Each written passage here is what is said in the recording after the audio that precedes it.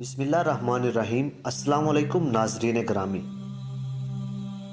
ایک ایسا گھوڑا جو اڑنے کی صلاحیت رکھتا ہے، سنہرے پنکھوں اور چاندی جیسی رنگت رکھنے والے تاریخ کے بے مثال گھوڑے جو کبھی حضرت سلیمان علیہ السلام کے لشکر کی شان ہوا کرتے تھے، لیکن حضرت سلیمان علیہ السلام نے ان گھوڑوں کے پنکھ کیوں کٹوا دیے؟ آج ہم اس ویڈیو میں ان نایاب گھوڑوں کی مکمل تاریخ کو جانیں گے۔ زمانہ قدیم میں گھوڑے ایک پیش قیمت جانور تھے جو نہ صرف سواری بلکہ جنگی قوت کے طور پر استعمال ہوتے تھے۔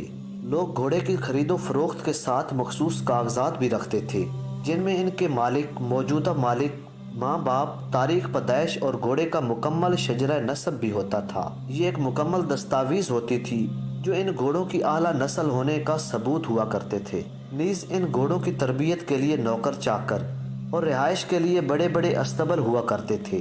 مختصر یہ کہ گھوڑوں کی تربیت اور ان کی نسل کے متعلق معلومات قدیم زمانے میں ایک فن اور قابلیت مانی جاتی تھی۔ روایات کے مطابق ملکہ بلقیس حضرت سلیمان علیہ السلام کے اڑنے والے تخت سے بہت متاثر تھی، لہٰذا ایک مرتبہ ملکہ بلقیس کو بھی یہ خواہش ہوئی کہ وہ بھی اس تخت پر بیٹھ کر حضرت سلیمان علیہ السلام کے ساتھ سیر و سفر کرے۔ لہٰذا اس نے حضرت سلیمان علیہ السلام سے کہا، آپ ہر روز تخت پر بیٹھ کر فضاؤں میں سفر کرتے ہیں اور تمام دنیا کے گرد پھرتے ہیں، آپ ایک دفعہ مجھے بھی اپنے ساتھ لے چلیں تاکہ میں اس تخت پر سیر کر سکوں۔ حضرت سلیمان علیہ السلام نے ہوا کو حکم دیا کہ وہ ملکہ بلقیس کی خواہش کو پورا کرے، لہٰذا ہوا نے تخت کو اڑا لیا اور ان سب کو لے کر ایک جزیرے میں اتار دیا۔ روایت ہے کہ حضرت سلیمان علیہ السلام کا تخت جس جزیرے پر اترا وہ 7 سمندروں کے بیچ کی جگہ تھی۔ ملکہ بلقیس یہاں کا سبزہ اور نہریں دیکھ کر بہت خوش ہوئیں۔ یہاں اس نے ایک عجیب و غریب قسم کے گھوڑے دیکھے جن کے بازوؤں میں پر نکلے ہوئے تھے۔ ان گھوڑوں نے حضرت سلیمان علیہ السلام اور ان کے لشکر کو دیکھا تو گھبرا کر پرندوں کی طرح پرواز کر گئے اور نظروں سے اوجھل ہو گئے۔ یہ گھوڑے حضرت سلیمان علیہ السلام کو بہت پسند آئے۔ ملکہ بلقیس نے بھی ان گھوڑوں کو بہت پسند کیا، لیکن اب وہ ان کی دسترس سے نکل چکے تھے، لہٰذا جب سلیمان علیہ السلام واپس اپنے محل آئے تو انہوں نے جنات کو حکم دیا کہ وہ ان گھوڑوں کو پکڑ لائیں۔ ان جنات نے کہا، ہم خشکی کے جن دریاؤں اور سمندروں میں اختیار نہیں رکھتے، وہ گھوڑے سمندروں میں روپوش ہو چکے ہیں، اس لیے اب اگر ان کو کوئی وہاں سے نکال سکتا ہے تو وہ ایک سمندری جن ہے۔ حضرت سلیمان علیہ السلام نے پوچھا کہ وہ جن کہاں ہے، تو جنات نے جواب دیا کہ اس جن نے آپ کی اطاعت سے انکار کر دیا ہے اور وہ آپ سے باغی ہو کر سمندر کی تہہ میں چھپ گیا ہے۔ حضرت سلیمان علیہ السلام نے اس جن کو پکڑ کر لانے کا حکم دیا، لہٰذا جنات نے سمندر کے پاس جا کر آواز دی کہ اے جن، تو جس بادشاہ کے ڈر سے چھپا ہے اس کا انتقال ہو گیا ہے، لہٰذا اب تو باہر آ جا، کیونکہ اب تمام جن آزاد ہو چکے ہیں۔ جب سمندر کے اس جن نے ان کی آواز سنی تو وہ جن اپنے ساتھیوں کے ساتھ سمندر سے باہر آ گیا۔ باہر آتے ہی اس جن اور اس کے ساتھیوں کو قید کر لیا گیا اور حضرت سلیمان علیہ السلام کی خدمت میں پیش کیا گیا۔ حضرت سلیمان علیہ السلام کو دیکھ کر جن تھر تھر کانپنے لگے اور انہوں نے آپ کی اطاعت قبول کر لی۔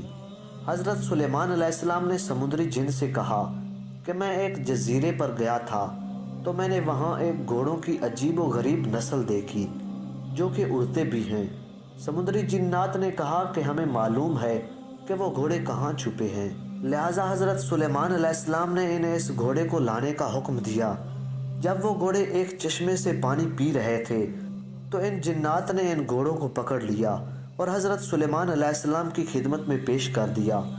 یہ گھوڑے نہایت ہی عمدہ نسل کے تھے جن کا نام جیاد تھا، لہٰذا حضرت سلیمان علیہ السلام نے ان گھوڑوں کا ایک علیحدہ دستہ بنا لیا جو جنگوں میں حضرت سلیمان علیہ السلام کی طرف سے ایک منفرد کردار ادا کرتے تھے اور حضرت سلیمان علیہ السلام کی فوجی طاقت بن گئے تھے۔ ایک دن حضرت سلیمان علیہ السلام ان گھوڑوں کو دیکھ رہے تھے اور ان کے بالوں پر پیار سے ہاتھ پھیر رہے تھے۔ آپ ان گھوڑوں کی دیکھ بھال میں اس طرح مشغول ہو گئے کہ سورج ڈوب گیا اور عصر کی نماز قضا ہو گئی۔ چنانچہ جب آپ نے نظر اٹھائی تو وہ گھوڑے نظر سے اوجھل ہو چکے تھے۔ اس وقت حضرت جبرائیل علیہ السلام نازل ہوئے اور حضرت سلیمان علیہ السلام کو خبردار کیا کہ اے سلیمان، تو دنیا کے مال کی محبت میں اتنے مشغول اور گرفتار ہو گئے کہ نماز عصر بھی ادا نہ کی۔ اللہ کو تمہاری یہ مشغولیت پسند نہیں آئی۔ حضرت سلیمان علیہ السلام نے گڑ گڑا کر اللہ تعالیٰ کی بارگاہ میں توبہ و استغفار کیا اور سجدے میں گر کر دیر تک روتے رہے۔ حضرت سلیمان علیہ السلام نے فرمایا، میرے رب کی عبادت سے مجھے اس چیز نے غافل کر دیا تو میں ایسی چیز ہی نہیں رکھوں گا۔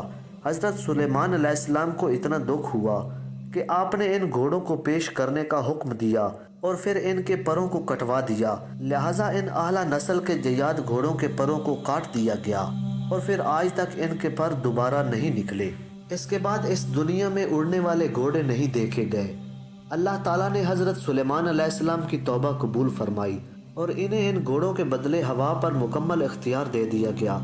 یہ ہوا ان گھوڑوں سے کئی گنا تیز رفتار تھی، جس سے حضرت سلیمان علیہ السلام 1 مہینے کا سفر 1 دن میں طے کر لیتے تھے۔ بعض لوگ حضرت سلیمان علیہ السلام کے ان گھوڑوں کو ایک عام عربی گھوڑوں کی نسل ہی قرار دیتے ہیں اور اڑنے والے گھوڑوں کو محض قصے اور کہانیاں مانتے ہیں، مگر ایک روایت کے مطابق حضرت سلیمان علیہ السلام کا گھوڑا کوئی عام گھوڑا نہیں تھا، بلکہ حقیقت میں اس کے پر تھے اور اس بات سے عرب لوگ بھی واقف تھے۔ روایات کے مطابق جب حضرت سلیمان علیہ السلام نے ان گھوڑوں کے پر کاٹ دیے تو پھر کبھی بھی ان کے پر نہیں آئے، جبکہ ان کی نسل برقرار رہی۔ امام علی مقام حسین ابن علی کا گھوڑا ذوالجناح بھی ان گھوڑوں کی نسل سے تھا اور ذوالجناح کے شجرہ نسب حضرت سلیمان علیہ السلام کے گھوڑے سے جا ملتا ہے۔ دنیا کے الگ الگ مذاہب اور تہذیبوں میں بھی اس اڑنے والے گھوڑے کا ذکر ملتا ہے۔ قدیم یونان میں اس گھوڑے کو پیگاسس کے نام سے یاد کیا جاتا ہے۔ تاریخ میں جس یونیکارن گھوڑے کا ذکر ملتا ہے وہ بھی اسی نسل سے تعلق رکھتا تھا۔ یونیکارن کا ذکر جاپان، چین، روس اور یورپی ممالک کے قصے کہانیوں میں ملتا ہے۔ ناظرین گرامی، مجھے امید ہے کہ آپ کو یہ ویڈیو ضرور پسند آئی ہوگی اور اسی امید کے ساتھ آپ سے اجازت چاہتا ہوں کہ اگر سانسوں نے مہلت دی تو ایک نئی ویڈیو کے ساتھ حاضر ہوں گا۔ تب تک کے لیے مجھے دیجیے اجازت۔ اللہ نگہبان۔